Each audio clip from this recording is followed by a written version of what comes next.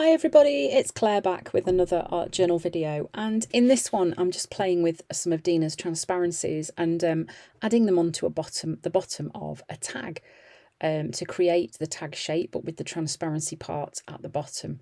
So I'm starting off here with a page in the large craft journal and one of Dina's large tags as well, and you can see here's the transparencies. I'm going to be using this circly one. And I'm going to be using a small part of this to add on to the bottom of the tag. So I'm just ripping roughly the bottom corner of the tag off, and then I'm going to use that piece as a template, rough template for the piece that I'm going to staple onto the bottom. Well, actually I don't staple it, I double-sided tape stick it on. So here I'm just cutting it out roughly with a bit of an overlap so that I can use a part of it to stick it to the tag. All will become clear right about now. So you can see then that's going to go on the bottom part of the tag. I'm just deciding whether to put it on the top or underneath.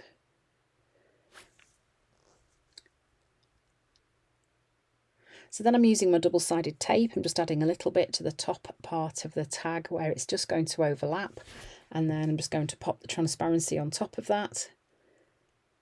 And the reason I've not used staples at this stage is because I didn't want them to kind of interfere with what I was going to do on the tag. But obviously once you've finished, you could pop a couple of staples on there if you wanted to, just to help it stay in place. So then I'm just adding a little bit of clear gesso onto the journal page. As you know, these pages are very thirsty, and adding some clear gesso just helps them be a bit more willing to accept paint and things and keep their true colour really, rather than them soaking in. It works particularly well with gloss sprays if you add clear gesso onto your page. I've also found that matte medium works just as well as clear gesso for just adding a little bit of a seal on the page too.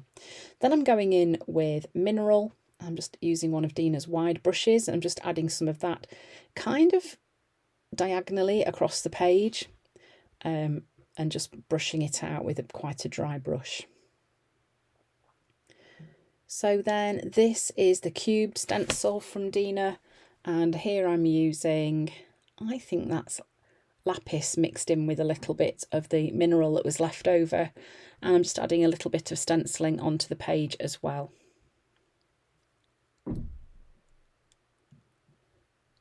I'm just pulling that stenciling out a little bit, so I just lined it up just so that I could bring that stenciling out across the page a bit more. And this tag is going to be stuck onto this page once it's finished. So then I'm using one of the pieces from the, is it called lined stencil? I can't remember. One of the more recent ones from Dina's. It came as a large stencil and I've cut it into pieces. I was just using one of those with some more lapis just to get a bit more stenciling onto that background. So now I'm just working on the tag.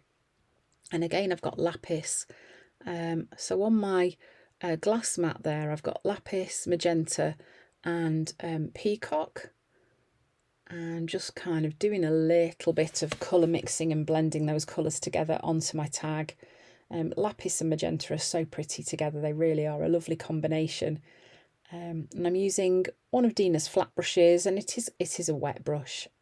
The tag doesn't have any gesso on it either, so the paint does soak in very quickly on these tags when they haven't got gesso on them. Okay, so then I am using the blending tool with a little bit of paint on, and I'm going to just start dabbing some paint onto the back of the transparency. I was just having a little test there to see whether it would look all right, and I'm going to add different colours into the circles that are on the transparency. I'm not changing my blending sponge in between, so there's a lot of colour blending going on. It's lovely, it's pretty colours. I love how these are starting to look. So this is a really nice way to add a different dimension to a tag, just to pop a bit of transparency on the bottom. And then particularly to add that paint on the back of it as well, because then when it's in your journal, you've got the shininess of the transparency that catches the light to play with everything else that's going on.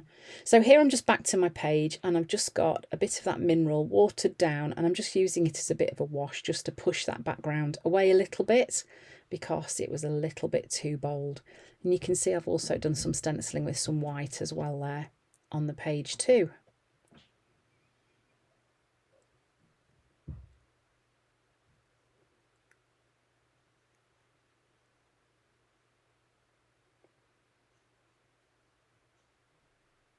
Okay, so then I've just decided to cut a little bit off the bottom of the tag. And then I am using this Asemic writing stamp. This is from one of Dina's sets. I'm really not certain which one it's from. She's got them in quite a few of the sets of stamps. I mean, I could have used any text stamp here really, but I quite like this Asemic one. It's nice and loopy. And I'm using an archival ink as well. And that was like a mariney blue colour.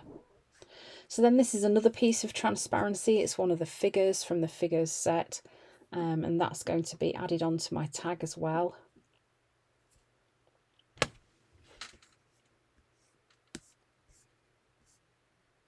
And apparently I'm eating a Turkish delight. Oh dear.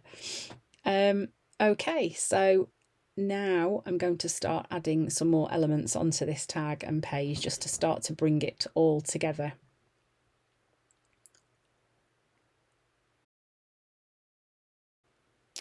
So here I'm just scraping some white paint down the page again, just to add more layers and also to just add a different pattern and texture onto the page.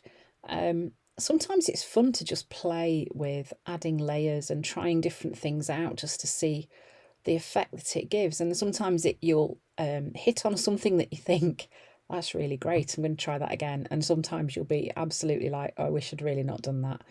I don't like how that looks. And I liked it better before. But as I always say, your art journal is a really safe place to play and try things out and just see the what ifs. What if I do this? What will it look like? So that's kind of what I was doing here. So with a bit of leftover paint that's left, I've just watered it down and I'm just adding some splatters onto the page as well.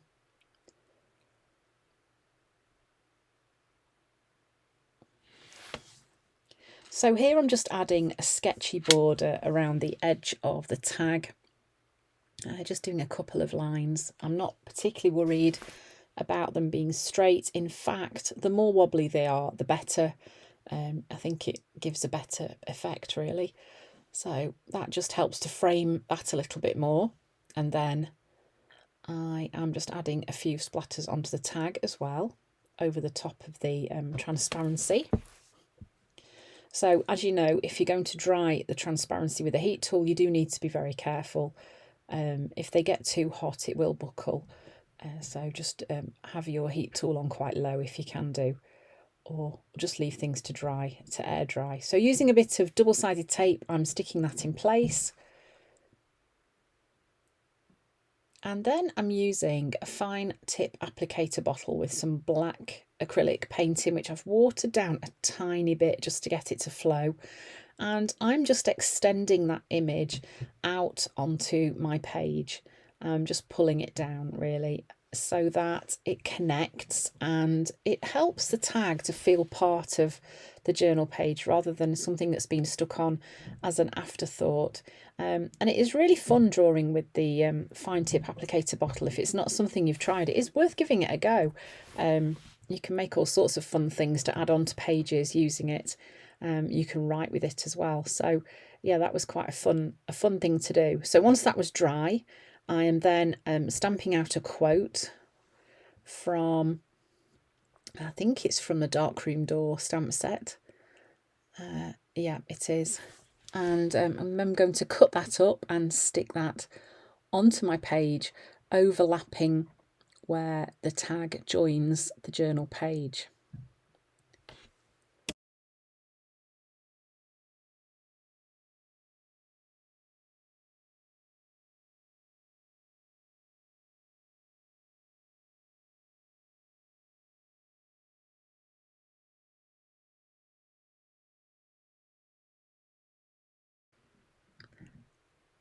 Then, as you know, a way I like to finish off the pages is just to add some of my signature dots on the page using different sized Posca pens, just to create that kind of it's another way of creating more pattern, I guess, on the page, but also it helps to ground those images and pull things together for me, really. Then I'm using a Posca pen, doing a bit of Ecemic writing over the bottom of the tag on the top of the transparency. This works really well, but I did leave this to air dry rather than drying it with the heat tool. This is a great way to get more journaling onto your pages. So that's really it for this page. So just kind of showing you how you can extend an image out from a tag onto your journal page, and another way that you can use the transparencies from Dina's collection just to create something a little bit different. So thanks for watching. I hope you found some inspiration, and I hope to see you again soon.